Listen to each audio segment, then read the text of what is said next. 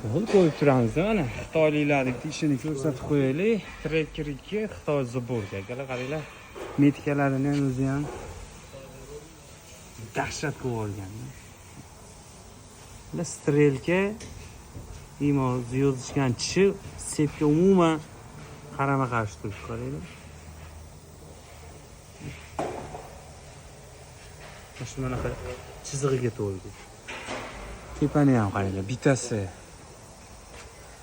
shu joyda, ikkinchisi yaxshi Cobalt'larga o'xshab.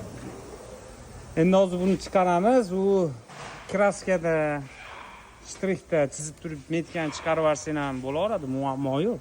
Просто заводской metkasiga biz qiziqyapmiz shuni. Shu mashinani olib qolganmiz. O'sha videoda ko'rganinglar qo'yganmiz.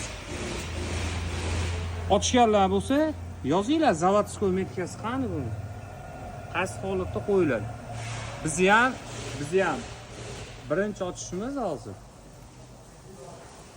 Birinchi ochishimiz shuni hisobiga prosta qiziqyapmiz. Ochganlar bo'lsa, заводской metkasi haqida fikringlarni qoldiringlar.